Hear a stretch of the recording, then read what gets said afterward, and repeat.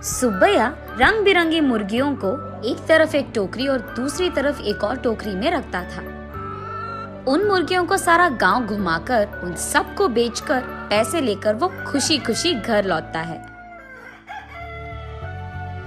सुनो करके उसकी पत्नी सुब्बम्मा को पुकारता है सुब्बैया। हाँ जी, आप आ गए, सारे मुर्गियों को बेच दिया आपने, ऐसे कहती है सुब्बम्मा। अरे हाँ हाँ, दुगने दाम को बेच दिया मैंने, ऐसे खुशी में कहता है सुब्बैया। हाँ, उस मुर्गी को अंडे देने के लिए 2 महीने इंतजार करना पड़ेगा अब। हाँ, बात तो सही है। उन सब मुर्गियों में से एक गुलाब रंग की मुर्गी को अपने हाथ में लेकर, हाँ, ये मुर्गी तो हर 2 महीनों में एक बार ही अंडे देता है। काश ये साल भर हर महीने ऐसे अंडे देता, हम इससे बहुत ज्यादा पैसे कमा लेते। ये कहकर उस मुर्गी को वही जमीन पे छोड़ देता है सुब्बैया। चलो छोड़ो जी, इसी मुर्गे के वजह से तो हम कुछ तो भी कमा पा रहे हैं, अब उसी से काम चलाना होगा। अब चलो, खाने का वक्त हो गया, खाने आ जाइए आप। उस रात के 12 बजने के बाद सुब्बैया धीरे से नींद में जागकर अपनी आंखें खोलता है। उसके बगल में मौजूद सुब्बम्मा गहरी नींद में थी। इसी को मौका मानकर सुब्बैया धीरे से एक चाकू को लेकर बाहर जाता है। बाहर टोकरी के नीचे मौजूद उस गुलाब रंग की मुर्गी को वो बाहर निकालता है और उस मुर्गी से सुब्बैया ऐसे बात करता है। हर महीना अगर तू अंडा देगी तो तेरा कुछ जाएगा क्या? या फिर तुझे इस बात की घमंड है कि तू एक ही है जो रंग बिरंगे अंडे देती है? आज मैं तेरा घमंड उतार दूंगा।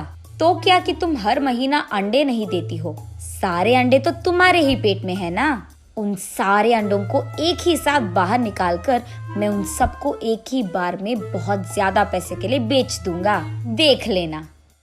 ऐसे कहकर जोर से हंसकर उसके चाकू से उस गुलाब रंग की मुर्गी को मार देता है सुब्बैया। लेकिन उसके पेट में देखने पर उसे एक भी अंडा नजर नहीं आता है।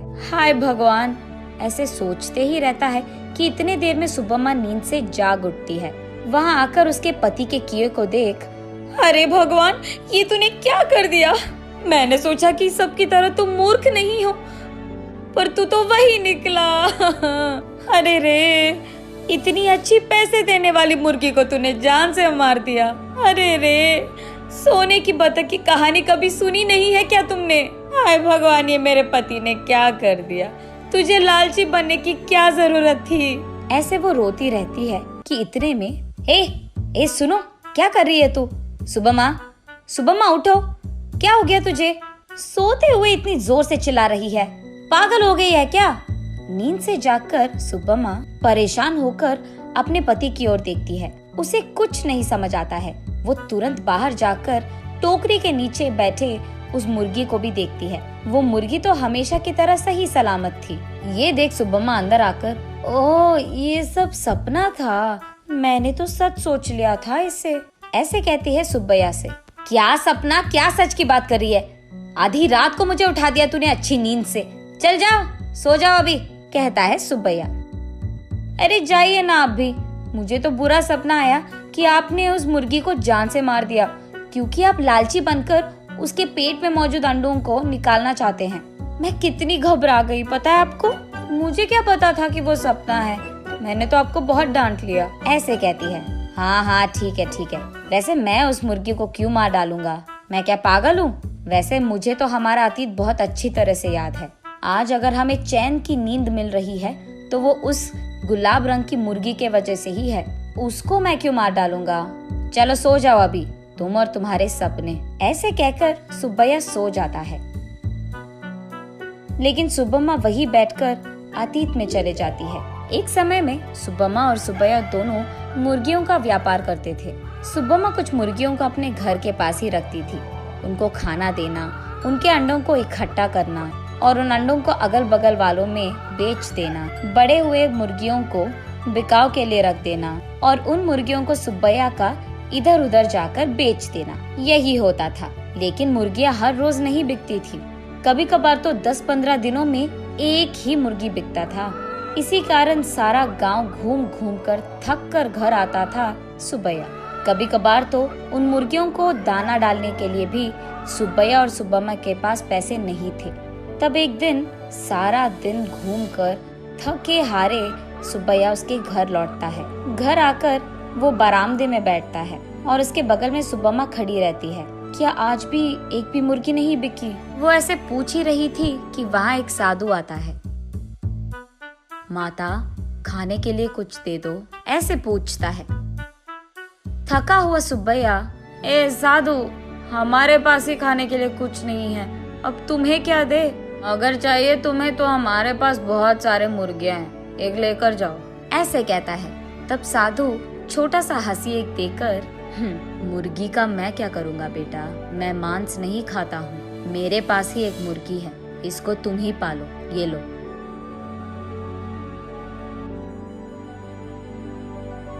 ये कहकर उनके हाथ में मौजूद एक गुलाब रंग की मुर्गी को उसके हाथ में देता है। मुड़कर देखने से पहले ही वो साधु वहाँ से गायब हो जाता है। सुब्बैया तब उस गुलाब रंग की मुर्गी को देख, इस तरह की मुर्गियाँ भी मौजूद है क्या?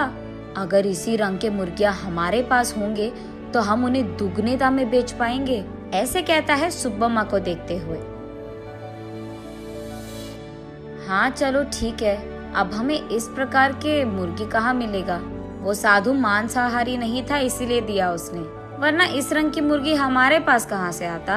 ये कहकर उस मुर्गी को वही एक टोकरी में डालकर वहाँ से चले जाते हैं। अगले दिन देखने पर वो मुर्गी अंडे देता है। ये देख वो दोनों उन सारे अंडों को एक जगह इकट्ठा करके रखते हैं। कुछ दिन बाद उन अंडों से बाहर आए मुर्गियों को देख सुब्बम्मा आश्चर्यचकित हो जाती है। अरे सुनो, इधर आइए आप, सुनते हो? अरे कहाँ हो आप? इधर आइए जल्दी। ऐसे वो अपने पति को पुकारती रहती है। अरे क्या हो गया? ऐसे चिल्ला रही है जैसे कोई मर गया, क्या हो गया? उसके ऐसे कहने पर सुब्बम्मा उसे रंग बिरंगी अंडों को दिखाकर ऐसे कहती है, अरे देखिए ना, उस साधु ने जो मुर्गी हमको दिया है उसके अंडों से रंग बिरंगी मुर्गियाँ आई है। ये कहकर सुब्बम्मा उन मुर्गियों को सुब्बैया को दिखाती है। चलो अच्छा ही हुआ, भगवान की कृपा हो या साधु की, हमारे लिए तो ये भला ही है। चलो हमारी मुश्किलें तो खत्म हो गई। आज ही मैं इन सारे मुर्गियों को बाजार में दुगने दाम पर बेचकर उन पैसों के साथ घर लौटूंगा। सुब्बैया जो रंग बिरंगे मुर्गियों को लाता है वहाँ के गांव वाले कभी नहीं देखे थे। इसी कारण गांव वाले सारे बहुत उत्साह से हमें चाहिए तो हमें चाहिए ऐसे एक दूसरे में बहस करते हुए सुब्बैया के पास जाते हैं।